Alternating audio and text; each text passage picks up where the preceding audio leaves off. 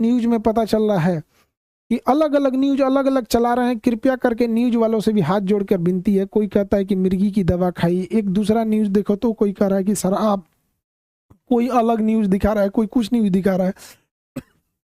तो कृपया न्यूज वाले ऑथेंटिक चीजों को दर्शाओ। किसी की जान गई है, क्या मिर्गी की दवा कहाँ से थी, कहाँ से लाया गया, इसकी जांच पुलिस सार्वजनिक करे इस मामले को। और जो न्यूज में चल रहा है कि 5 लोगों को हिरासत में लिया गया है, सबसे जरूरी चीज है कि उन 5 लोग कौन कौन से थे, वो उनको नाम सार्वजनिक किया जाए, उनकी भी जांच होनी चाहिए कि वो आखिर कौन थे। दोस्त के रूप में कोई और तो नहीं था।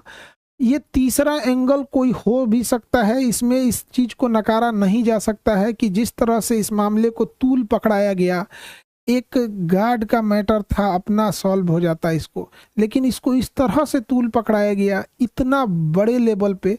और इधर ये जब ये घटना सामने आती है तो कुछ समझ में नहीं आता है क्या करें आप। इतने कठिन परिस्थिति में पूरे लोगों को से भी विनती करते हैं कि परिवार का सहानुभूति रखें और इस बात पर जोर दें कि तीसरा एंगल पर जांच हो, और जो लोग संदिग्ध, जिन नेपाल ने किन 5 लोगों की गिरफ्तारी की है उनकी भी जांच होनी चाहिए, और एक उच्च स्तरीय जांच बैठाकर जो भी दोषी पाए जाएंगे उनको फांसी से नीचे सजा नहीं होनी चाहिए।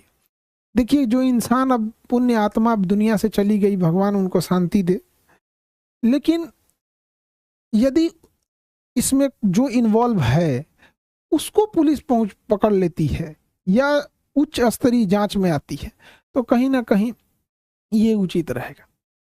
इस कठिन परिस्थिति से अजीब सा समय ले आ देता है। कभी कभी समय इंसान को ऐसे जगह लाके खड़ा करता है ना, जहां इंसान को कुछ समझ में नहीं आता है क्या हो रहा है, ये समय का चक्र किधर चल रहा है, कौन सी साजिश चल रही है, कौन कौन इसमें इन्वॉल्व हो रहा है, कौन तीसरा इंसान तो नहीं इन्वॉल्व हो रहा है।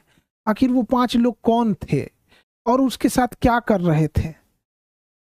उस पुण्य आत्मा के लिए श्रद्धांजलि देते हैं। और इस कठिन परिस्थिति में मेरी संवेदना परिवार के साथ है। हमसे जो मदद हो सकेगा, हमसे जितना संभव हो सकेगा, हम उतना सहयोग करने को तैयार हैं। लेकिन सबसे जरूरी चीज है कि पुलिस को इसमें आके एक ऑफिशियल प्रेस विज्ञप्ति जारी करनी चाहिए और जल्दी से जल्दी जो रिपोर्ट है उसे सार्वजनिक करनी चाहिए ताकि चीजें सही दिशा में जाए। मेरी संवेदना परिवार के साथ है।